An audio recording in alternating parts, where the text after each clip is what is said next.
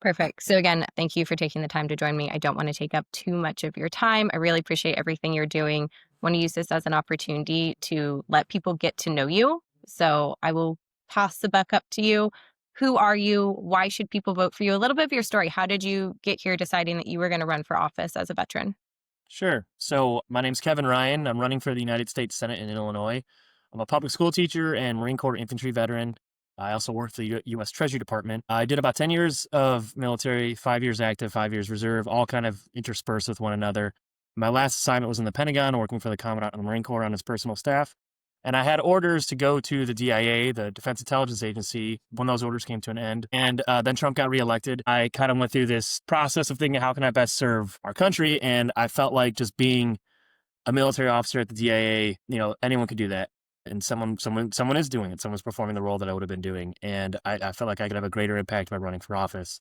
I've always had an interest of running for office. And I like to be open about that because it has this like dirty connotation to it. People think that if you want to run for office, that must mean you're a narcissist and I think we really need to flip that narrative because that's all we're going to get if that's who we expect. And like people should be able to talk openly about wanting to run for office and like not just local level. Like if you want to run for Congress, run for Congress. Like it's the office that you think that you can have the best impact and not this ladder.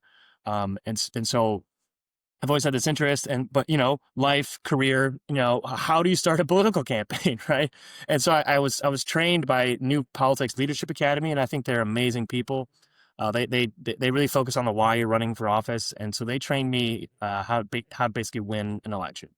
But then I never really did anything with that. Trump got reelected, and I was like, well, if not now, then when? This is like we have hit critical failure. The Democratic Party has critically failed. The status quo has critically failed. And now we have an unhinged Trump in the White House doing everything that we're watching him do right now. So I gave up my orders at the DIA. I moved my dog and my girlfriend from DC back to Chicago. I'm from Chicago. She's not. She's from Cleveland. So moving my girlfriend to a new city and gave up two very senior, stable careers in the civilian federal service and the military to take this risk to run for office to try and redefine the Democratic Party.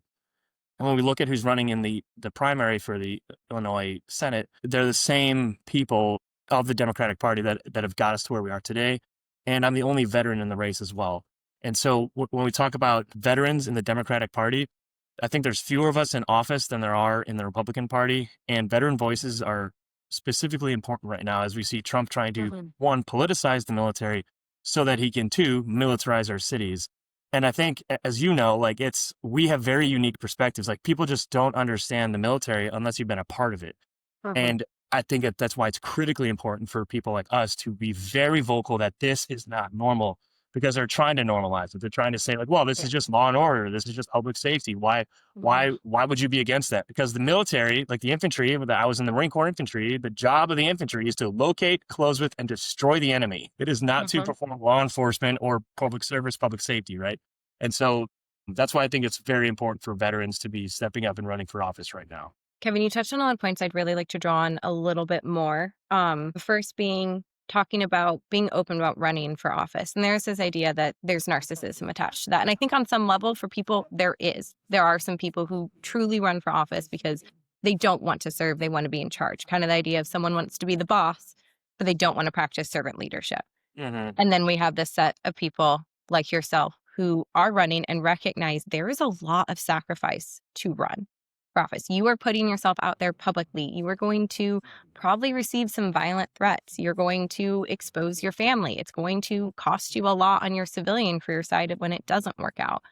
You also talked about how everyone running the primaries has been doing this for a while. And there is this idea of you have to have a lot of money and a lot of flexibility in your career to run for office, that it's not accessible to run for people who want to serve, who want to make their communities better.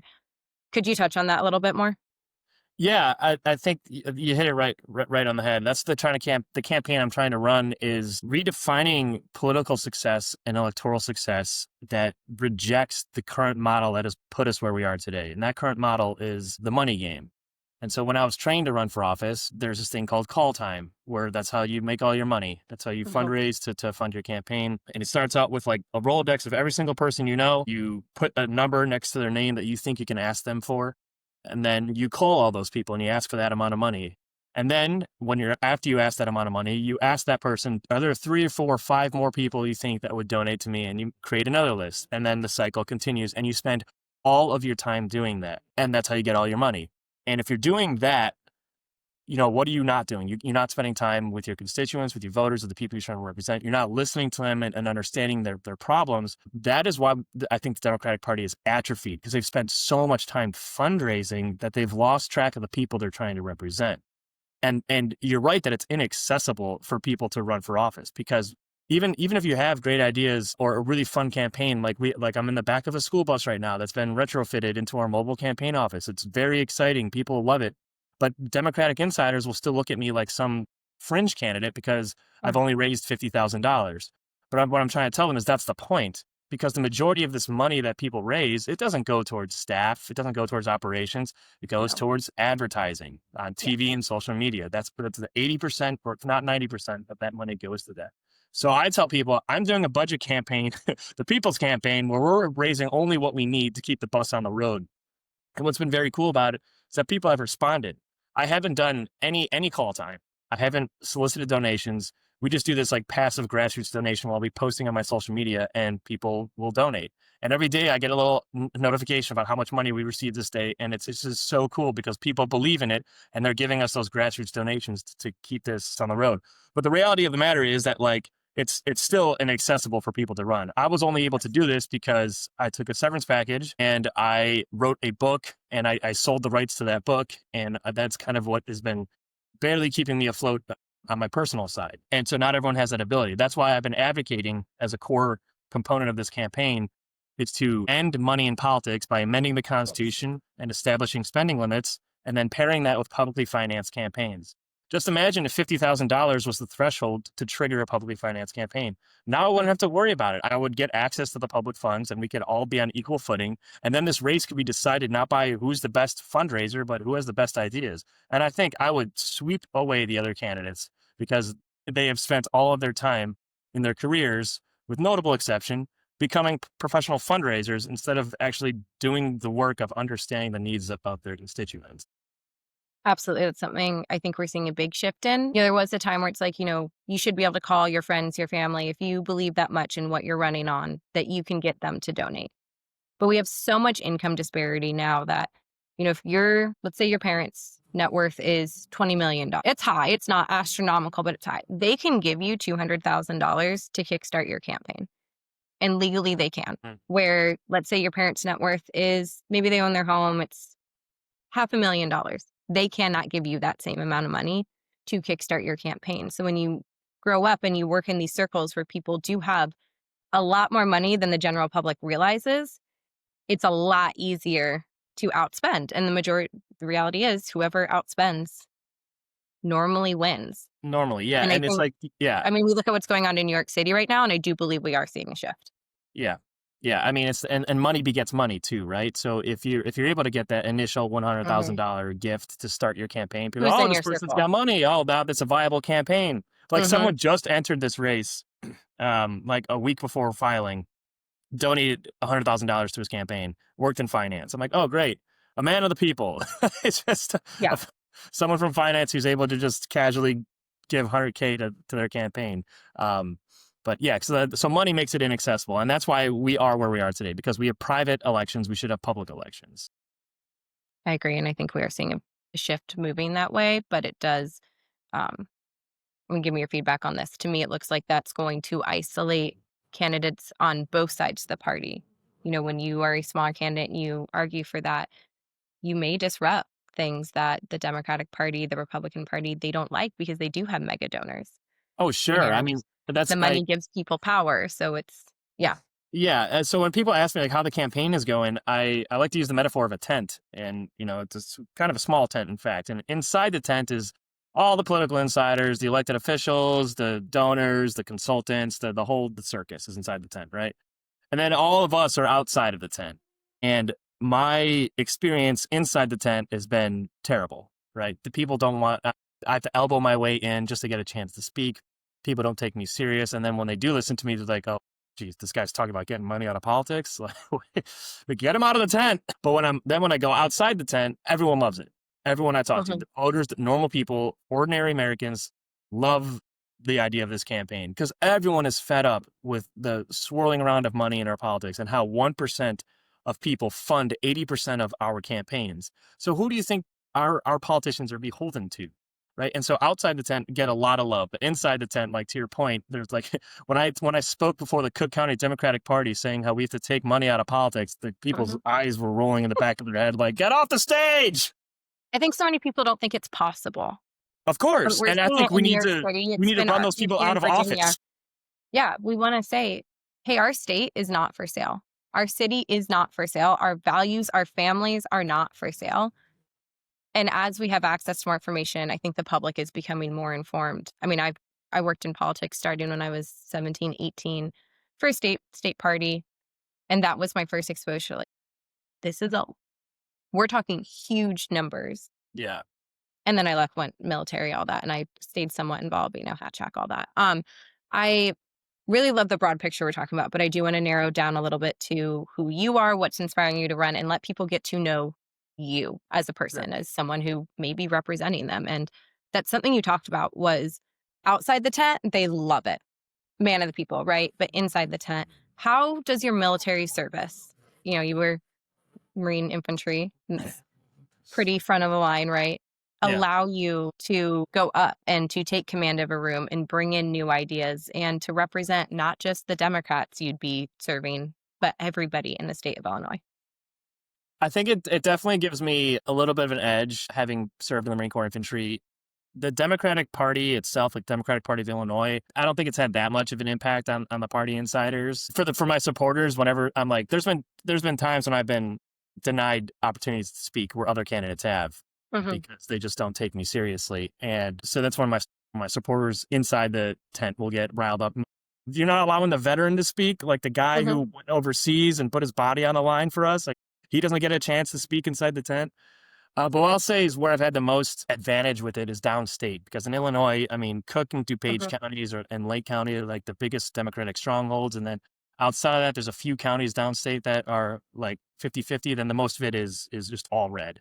And we've made it a point to go to And all I of them. wanna say I grew up in Mahomet, Illinois. Oh, okay. So, I lived in the border, Mahomet Seymour, for 6 years. That's where I spent, like, most of my childhood. So I do have it's a little outdated, but I do have some yeah, no, understanding. so you understand, yeah, and that's where I get the biggest advantage, and I think this is what's key for Democrats to win again, right? Because when we're on all these forums, people ask these questions, the important questions like healthcare and affordability and access to childcare, and like the truth of the matter is, in a Democratic forum, we all want the same thing, more or less. It's just we can't do any of these things if we don't win majorities in the House and Senate and the presidency, and this issue of taking money out of politics and having publicly financed campaigns is a bipartisan issue. There are 72% of Absolutely. Americans who want spending limits, Absolutely. Yeah. liberals, conservatives, independents alike. And so when I go downstate and I bring that message as a veteran, being a veteran sometimes gets me in the door. Mhm. A lot of times they see Democrat on my bus and, you hear the shotgun cock, right? And,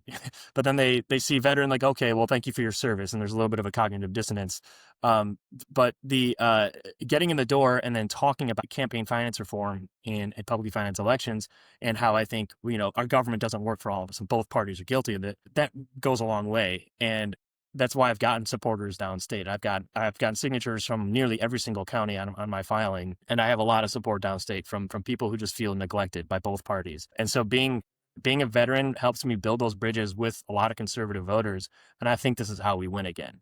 I don't see anyone else in this race going downstate and being able to go into the places that I go into and talk to the people that I didn't talk to and get them to come onto the Democratic side. And I'm Follow the really money, right? cognizant that it has a lot to do with the fact that I'm a white male veteran, but I'm just using what I have because we need, like, I believe in these progressive reforms and I'm going to use what I have to enact those. And that's how we win is being able to reach those people. And I have an advantage because of how I look to reach those people. I want to bring two things back on what you said and dig a little deeper into them.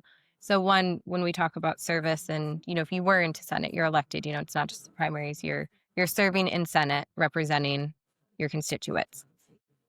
To me, part of my service is I'm not afraid to be yelled at. I'm not afraid to have people not like me because I've had that experience. And I feel like that is an advantage. But the other side of that is you don't choose who you serve with. And as an Mm. officer in the military, you don't choose who you're leading. You're not hiring people. So you serve all people. Not only are you serving as a veteran, all Americans, but you are serving the platoon you're leading, the command you're leading, the team you're leading. And as a teacher, you're also not choosing who you're leading. Mhm. Can you talk about how that would play into how you would represent your constituents? So can you clarify the question Yeah, a little? sorry. So to clarify, I really want to touch on when you serve in the military, you don't choose who you're serving with. Right. You lead people from all walks of life who have different ideologies than you of this, and your job is to serve all of them. As their leader, you're really there to serve them and to protect them, to bring them home safe from deployment, to communicate with their families. You wear so many hats in the military.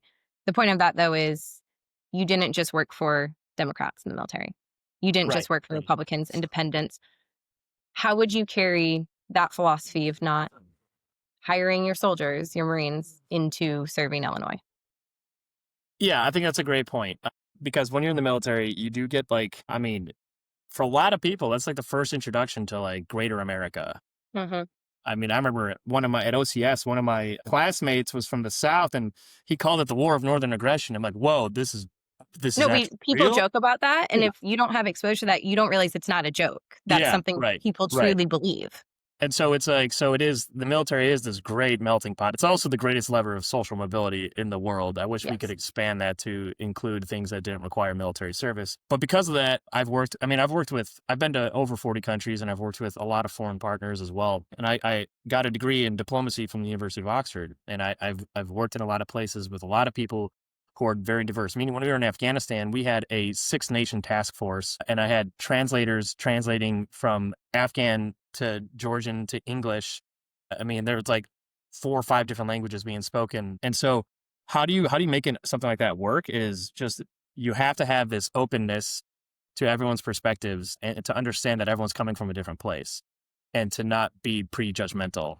And I think that's how I would work with like my colleagues in the Senate who come from radically different ideologies is just coming with that openness and not being abrasive. For example, when I go downstate, I was down in Vandalia, which used to be the original state capital, and I go into diners and bars and I just insert myself and I just talk to people. And I was talking to this older gentleman at the cafe diner bar, and I just asked him like, what are the issues affecting Vandalia?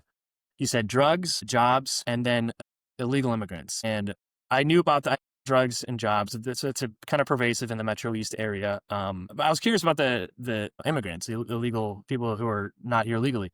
And he said, so I just asked him, non-confrontation. It's like, so is it like illegal immigrants are coming down to Vandalia and like taking jobs? He's like, no, no. Oh, I was like, well, are they, how are they affecting the community? Like, what can we do about it? And he's like, oh, they don't really affect us down here. And this, so you kind of start pulling the string and just having a real conversation with them to get to the point that really illegal immigrants are not an issue in Vandalia. And like this Mhm. person who was just like watching Fox News and seeing what's happening in Chicago and just playing into the narratives. But I think if you come with that openness, you can, when you pull the string a little bit, you can get people to like realize what they're saying is kind of ridiculous when it is. And Mhm. that's how we build these coalitions is like you starting with that openness, even though when you can kind of predict what someone's going to say or what they're thinking based on profiling, if you just come with that openness, that's how you can lead a coalition. And that's why I feel like we are building a New Deal coalition, a new Deal coalition Yeah. of people Yeah. who are just fed up with the way our government does not work. And it starts by not towing a party line and being like, yes, I'm a Democrat because I believe in these progressive things. I believe that everyone should have access to healthcare, that we need Medicare for all, that everyone should have access to education, that we need to have access to affordable childcare. I believe in all these things, and that's what makes me a Democrat. But I don't the party line. I don't just stand up for Democrats blindly. Exactly. And that goes a long way with building those bridges. And I think by building those bridges, we build this coalition. And a lot of that came from the military of working with these diverse sets of people. Like you have to understand people and where they come from if you want to lead them or work with them. You can't just come in with your own preset judgments and impose those on people. So if you become the new senator from Illinois, you're up at Congress, when you are looking at voting, you're looking at putting policy in place. Are you only looking at things that are going to benefit Democrats in Illinois or Republicans as well? No, of course not. It'd be for the whole state of Illinois. Yeah. And I think, in fact, because I've traveled to more counties than any other candidate in this primary, I think I have a more unique perspective on the needs of the people who live in the more red communities of Illinois, like the soybean farmers who are being crushed right now by tariffs, or the hollowed out towns who've lost manufacturing, mineral extraction, and agriculture now being bought out by Cargill and 3 other major corporations, which are hollowing out these small towns. And so of course, I want to reinvigorate those towns, and I would be a senator for all of Illinois, and that's why I go to those counties. That people are like, why are you here? We haven't had a Democrat roll through here since Roosevelt. What are you doing? And I think that I believe showing up says a lot more than whatever you say. Right? Showing up is like the first Absolutely. thing, and so that's why I would represent. I am going to represent the whole state of Illinois. That's why I'm campaigning across the whole state of Illinois.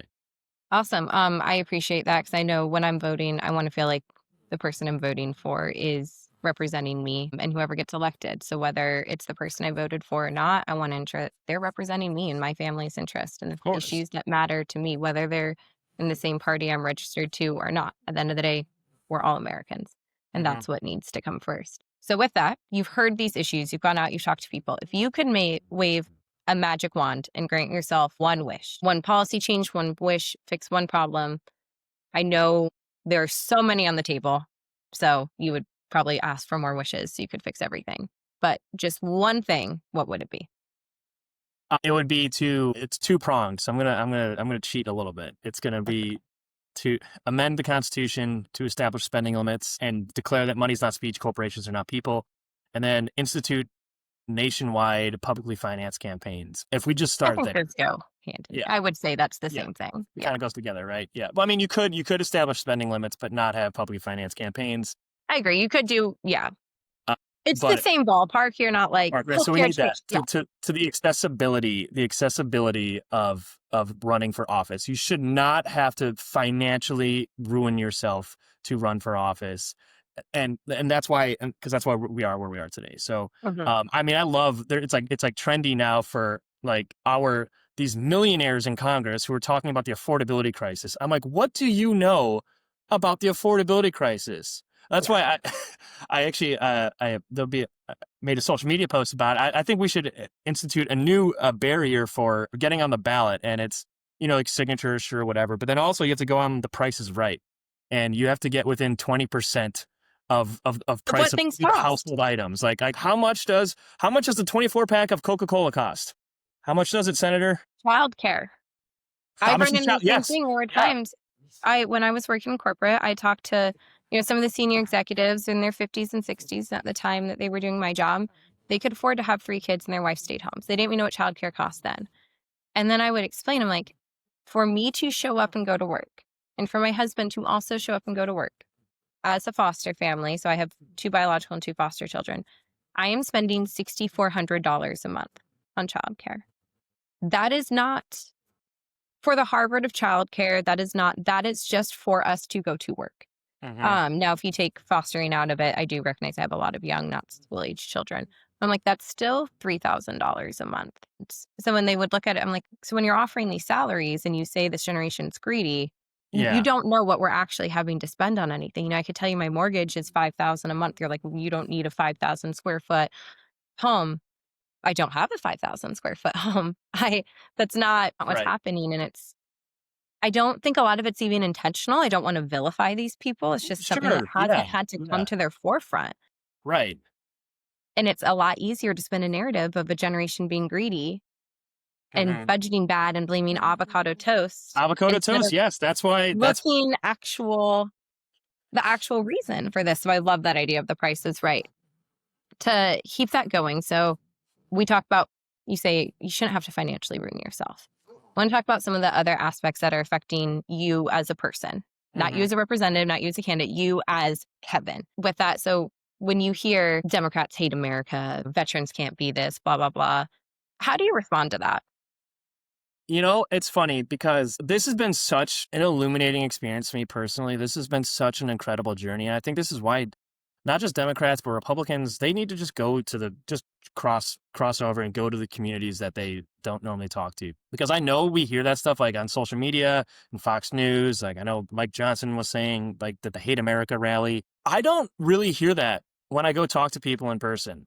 And I think I know there are a few factors involved here. And I think one of them is small town versus large urban areas. Small towns generally are just more welcoming, right? Because they're Mhm. smaller. As opposed to like in Chicago or New York, you could be totally anonymous and no one would even recognize your existence. Um, but when I go into these small towns and I talk to these people and I show up in person and we have an in-person conversation and it's you no longer have the veneer of a screen between you. That personal connection really kind of, I think, breaks down the idea that like Democrats hate America or like you're the party or evil party. And that's why I think it's really important for Democrats to show up in these red counties. Like I love what AOC and Bernie Sanders are doing on that like barnstorming tour of like showing up, because when you show up and you talk, you defeat those myths that are being propagated by elected Republicans and Fox News. And There's money in division. There's not money in community. of course, yeah, yeah. I mean, that's what I tell people. Every time, like, you don't hate your neighbor. No, The media wants you to think you hate your neighbor for any difference there could be, but you do not hate your neighbor. right. And like my half of my family voted for Trump multiple Mhm. times, right? And so like I know this viscerally. Like I live with these people. Like it's not, so yeah, the media, the social media and legacy media, it's they try to like they don't try to sow these divisions. They just want to make money, and the best way to make money is those narratives that sow divisions. Yes. And it's I don't think it's as palpably there. I mean, don't get me wrong, there's still, when I go out into some of these red towns, I still get a lot of, initially people will initially react because they see Democrat and they think evil, like hates America. Yes. But then I'm like, well, I'm a veteran. I hate America so much that I served 5 years active duty across Europe, Africa, Afghanistan, and the Pentagon. That's how much I hate America. I worked at U.S. Treasury Department because I hate America. I was a public school teacher because I hate America. And then they're like, oh, yeah, okay, this is, and you just have to defeat. Obviously, I don't come off that aggressive. Again, going back to coming up with open-mindedness and having grace and for understanding that what their perspective is of Democrat is wrong, but it's Yeah. almost not their fault, right? It's because of the media that's been fed to them and forced to I them. love what you just said. It's not their fault. That is something I see, and I do a lot in the online space, but also in the very not online space in my work in advocacy. And, I recognize I grew up in a very red conservative area. I have two parents who, I think one of my first memories is going to a Bush rally. I have one parent who is thus shifted and is a veteran and sees, this bad change. And one parent who went way farther on the red pipeline to, has this narrative, Democrats hate America. And I'm like, you know me as your child. Like, I don't hate America, but the distance there and the information. So I always say, like, you don't hate your neighbor. They have a different information source than you. Sorry. But it's on both sides of the party, right? So when you say it's not their fault, I would like to kind of speak on, we do hear Democrats, whether they're elected officials, whatever, people who identify as a Democrat who vote that way, name calling, bigotry, racism. And to me, there's no way you're going to reach, the 18-year-old version of myself who Hmm. was a Republican, who was this, by calling me a racist, a bigot. And I'm not a bad person. Those people aren't bad people. And you're like, well, you voted for these policies. They had such different information. We're never going to make community or any of that. And it's on both sides. There is name calling, there is Hmm. dumbing down of information. I don't want to say that, the Republicans are the only ones guilty of spinning these narratives, because you have people identifying as Democrats who are doing the same thing. And sounds like you're not one of them, but if you could Yeah, talk no, on that. yeah, I think you're absolutely right, and so I'm very deliberate with my criticisms to specifically criticize elected Republicans, and to make that known whenever I'm talking. I don't just say Republicans or Democrats. I like to, because elected Republicans are a problem. They Yes. they are, right. They don't represent the people that they're supposed to represent. The people who vote Republican, conservative leaning people, Republicans in Congress are not looking out for their interests. And I would say some of that is new too. It hasn't been, it's not every elected Republican has been a terrible person. Sure, sure. Thing. It's like Yeah. it's the Trump era. The Trump era Yes. as like, I mean, the Adam Kinzinger documentary just came out about the last Republican, right? And I think Mhm. it might actually be true that he might have been the last Republican. So I think it's important to, you're totally right, to not name call, to not call people racist or bigoted, and instead to criticize elected Republicans and elected Democrats when you have to criticize elected Democrats, but not painting people as Republican or Democrat. There's a difference, right? Because the people I meet in downstate Illinois, they're not making policy, right? They're trying to make a living, and they're having a hard time doing it, right? So they don't need more, I'm not going to come down there and call them racist and fascist and like you did, like it's your fault that this happened. I'm coming down there to try and build bridges with them to understand how bad is life down here, that you voted for Trump, that you thought Trump would be the answer. Like, it's because what failed policies have led you to the point of exasperation where you're like, you know what? Screw it. I'm going to vote for this guy. I'm going to vote for the felon. Like, Yeah. let's understand that. And then we can address those issues instead of attacking the people who vote. I mean, like I said, my family voted for Trump, not this time around, but I understand them. They're just people like us, and we're all deeply flawed. And attacking voters is never going to win elections or majorities. We need to criticize, not personally attack, criticize the policies of elected Republicans and the failed policies of corporate Democrats to get our point across and to enact the reforms that we need to see. I think that's so key what you said, that we need to understand how did things get this bad and how can we fix the root issue? Because things are bad for a lot of people.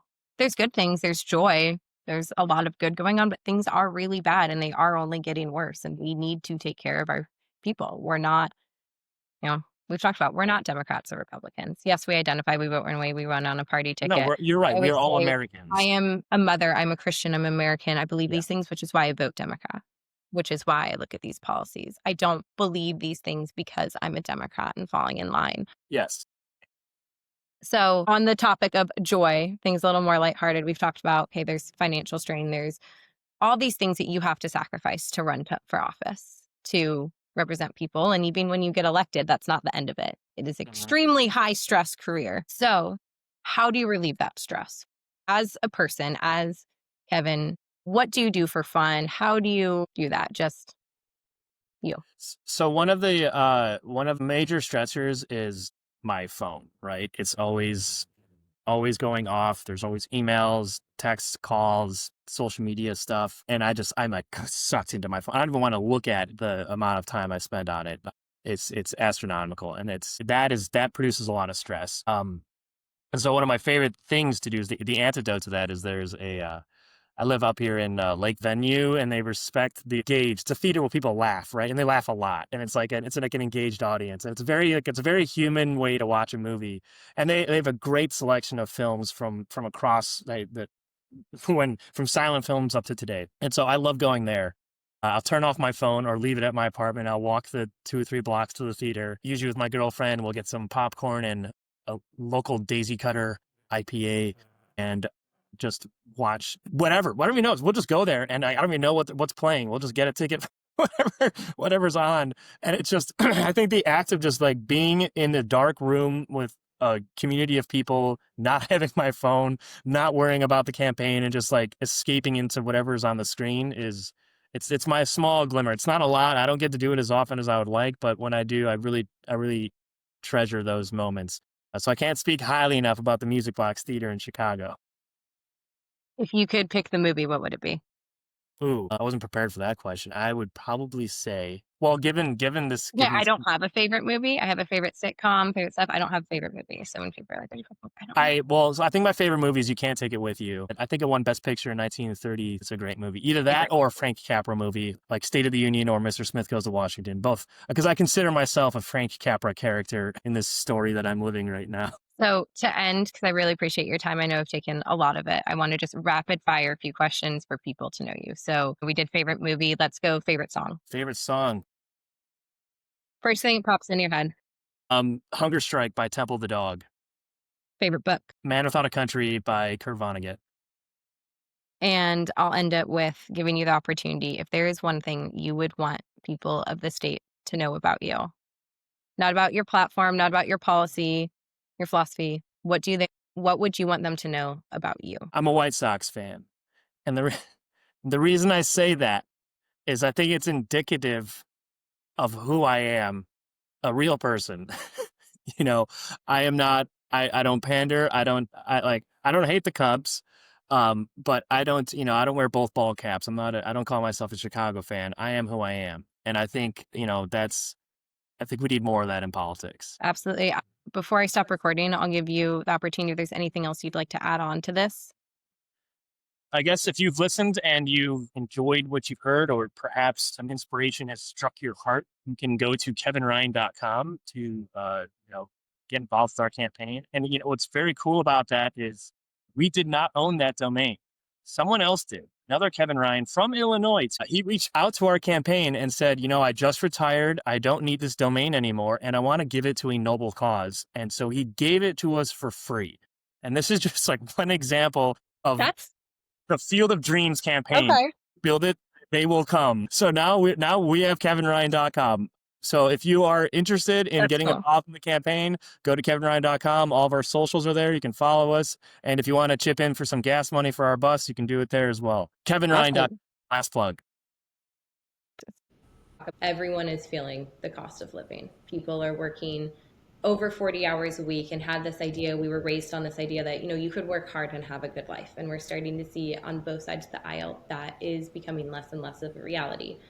People are not going to become billionaires and tend to think they are. And it's easier to blame immigration, blame your neighbor, blame Democrats, blame Republicans, when the reality is 99% of us are all in it together. But people hear the word socialism, and we have so many socialist policies. You look at Europe, you look here, you look at the socialist policies that we've gotten away from that gave us a really strong economy 30 years ago. We look at the 40s, the 50s, the 60s. The last time minimum wage actually equaled the cost of living was 1963. And the original plan of minimum wage was to be able to support you and one other person, a two-person home, not luxuries, not that, but you could live. We've gone so far away from that and drawn this narrative. So kind of respond to socialism as the dirty word it's painted out to be. Yeah, so I consider myself a New Deal Democrat because I believe that the federal government exists to make sure that everyone who works earns enough to live, save, and enjoy life. And FDR was called a socialist. He was called a class traitor.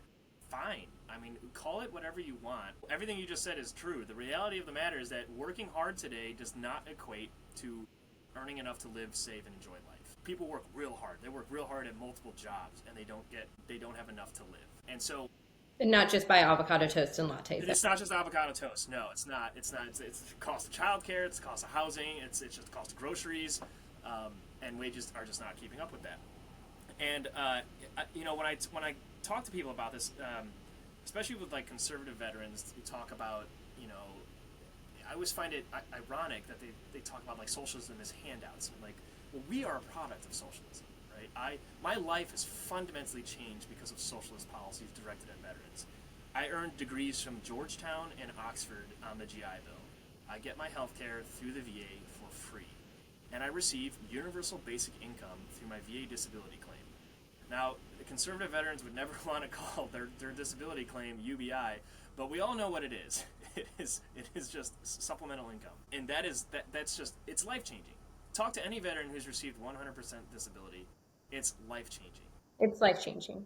Imagine if we were able to do that for all of our people, and why can't we do that for all of our people? I'm not saying we have to do the 100% like UBI that we give to veterans, but just alone housing, healthcare. Like we provide that to our veterans. Why can't we provide that to everyone? And in the richest country in the world, we are not limited by resources. We're limited by will. And I think you make a great point about the New Deal policies that were put into place. That is what built the middle class. That's what exploded the middle class into the 60s and 70s. And then once we start to see the rise of the far right Reaganites and Reagan stripping away the New Deal, and then Clinton was the final death knell in killing New Deal policies, as Democrats thought in order to win we have to move closer to the center. And now we are at where we are today, because we've completely just disbanded all of the New Deal policies, save for Medicaid, Social Security, Medicare, the last holdouts that the Republicans in Congress right now are are trying to kind of defund. And so I think it's important to remember that we are a product of socialism. Our Mhm. military is the most socialist organization in the country, and it has the biggest budget, and half of that goes towards people. Half of our defense budget just goes towards paying people and making sure that they have enough to live, save, and enjoy life. Why can't we do that for everyone? I want to Well, I treat think every someone might American make the as argument when equal. you say this, Kevin. They might say, well, our veterans were willing to die for our country. They served, they deserve this. So we're both disabled veterans from our service. What if we'd been born that way, though? Does that mean we should be homeless? Right. We were born with this disability? Or what if someone's disabled from PTSD because they signed up to serve their country, which is commendable and I respect that. But what about the 25-year-old who was attacked on the street, who was sexually assaulted and has that same PTSD Yeah, I just mean, from going to work and think about how. contributing to society? So it's, we talk about the disability aspect of it. Okay, okay, let's say it's not even everybody, it's just disabilities. Yeah, I mean, think about. Military service is not the only way people become disabled, and it doesn't mean, and we're shining examples of it. Being disabled does not mean you can't contribute to society, but sometimes it does, and sometimes that contribution is going to look different. And when we provide this, you want to call it universal income, really just financial stability. Let's say our government has a way to provide financial stability through socialist programs. We start to see economic boom, like what we talked about when we had advantages for the working class. When we talk about the University of California system being free for decades, it was free, so it was accessible to the working class, and that provided economic growth because people who wouldn't have been able to get a college education suddenly are Mhm. and can contribute more and more, and we can invest in innovation, and the greatest investment is our people and our future generations. Americans are awesome. Why would we not want to invest in them? Yeah, you said it all. You said it great. I mean, I've often thought about that, especially with the extraordinarily high amount of people who've suffered from sexual violence and have suffered from PTSD as a result of that. It's like, yeah, well, good luck. There you go. Like, get on with the rest of your life. Hopefully you have health care to pay for your therapy. We don't take care of those people. And I understand that yes, people raise their right hand and they put their lives on the line. It's just, I mean, even that narrative isn't necessarily true. I mean, even during Iraq and Afghanistan, I think only around 30% of troops saw combat. I mean, and then I think maybe a larger amount were probably in like combat theaters. But I mean, you could very easily serve in the military without having to go to combat. Especially like I had students who joined the army because it's the only lever of social The mobility. only way out. Yep. But I knew this one person would not be good in combat arms, so I directed them towards a more administrative role, and they went into human relations and excelled, did great. Went overseas, not to a combat zone, but I got to travel a little bit, got the GI Bill, the VA home loan, and got healthcare. So that's great. I mean, I love that, and I just wish that we had other mechanisms to provide that to people besides having to join the military, especially because military have a monopoly on service. I mean, our country requires so many forms Our of teachers, service. our nurses, Yes, yes, everything from local, state, federal. I our mean, child advocacy attorneys, our, yeah, public defenders. Yeah, like yeah. there's so many forms of service, and look at where our priorities are when it comes to education. Right, if you serve 3 years in the military, you get the GI Bill for free. Right, Hmm. just 3 years active duty. If you were the civilian equivalent of that, the public service forgiveness loan is 10 years. You have to serve in some public sector thing for 10 years in order to have your debt forgiven. It's not, you still have to you Yeah, still you have to still had to upfront it. right, and so you have that hanging over you for 10 years, an entire decade. I would love to see a national service program that allows people to serve from their local communities up to the national, even the global level, if we want to get to multilateral organizations overseas, and allow them to access the same benefits that veterans get, because there are multiple forms of service, and we should be celebrating and rewarding all of them instead of just lionizing the military, because it's not healthy for our democracy. Yeah, and when we say we want to make America great again, the policies that made America great, that we had this economic boom, were a lot of socialist policies. It's not this dirty word. We'll end with this when we talk about personal finance. And I think that's something that's on everybody's mind is how they can support a family and want better for their kids than they had. We getting called a socialist, people think it's like a slur, and it's not. But how would you respond when someone's like, well, I work hard for my money. I don't want it going to support somebody else. Like, don't have kids you can't afford. Why should I raise somebody else's kids? I paid for mine. I work. I don't want to pay for other people's groceries when I'm struggling to pay for mine. And that is a valid point. I think that's something a lot of people are in fear of, and we need to validate that fear. How would you respond to that? Well, I think there's two ways I would respond. The first one is I agree that we regressively tax working families disproportionately, so they are carrying the tax burden. Absolutely. Obviously, we've been deficit spending for the last several years, if not more. I don't know when the last time we didn't deficit spend on a cycle, and the national debt is becoming a problem.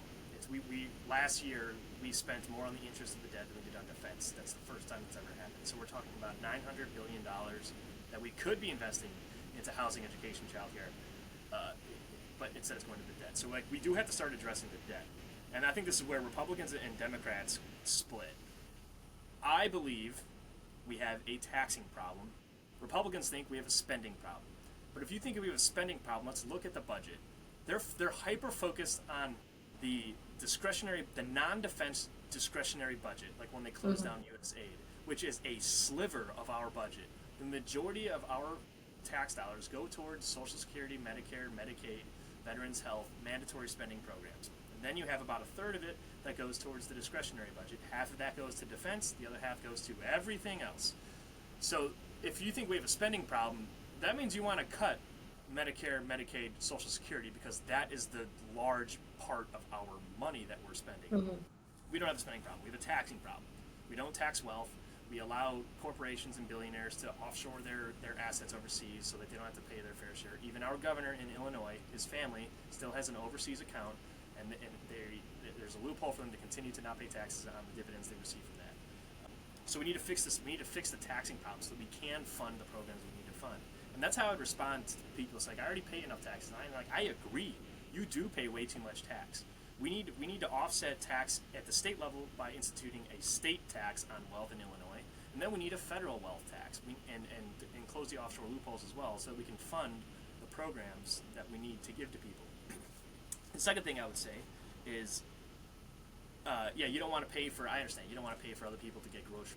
You're trying to pay for your own groceries. Well, how much does a nuclear weapon help you every day? Like, how often are you happy paying $100 billion a year for our nuclear triad, especially with the land-based weapon systems that are obsolete, and they're about to replace all the ICBMs. If you have stock in Lockheed Martin or Boeing, you're about to become a very rich person, right?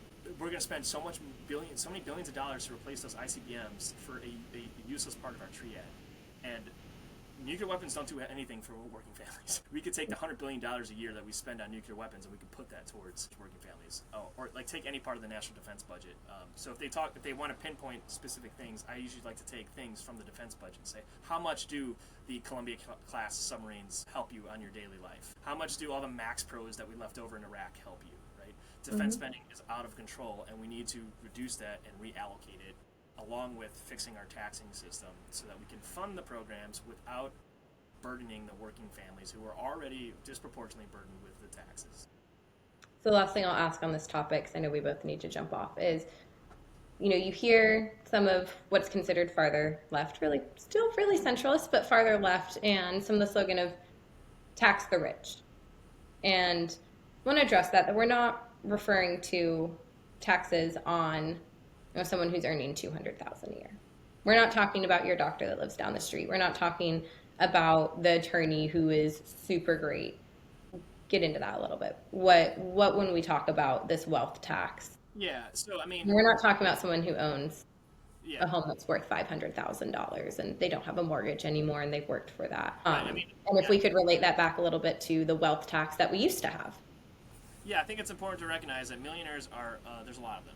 A lot of people. Yeah, the millionaire next door. We all know millionaires, right? We all know millionaires. Like, it's not millionaires. Most of us can become millionaires. Yeah, and that's attainable. It's very attainable to become a millionaire. So, what I advocate for is starting a progressive wealth tax, starting at 1% of anyone who has a net value of $50 million or more, and then that we incrementally increase that all the way up to whatever the cap is. And then also, I forgot the last part. We also have to bust the Social Security caps for Social Security tax. That's another part of our broken tax system. But that's what we're talking about. We're talking about starting at the very low level of $50 million and working our way up to the billionaire class. class, the billionaire class, are the ones that we need to tax that wealth.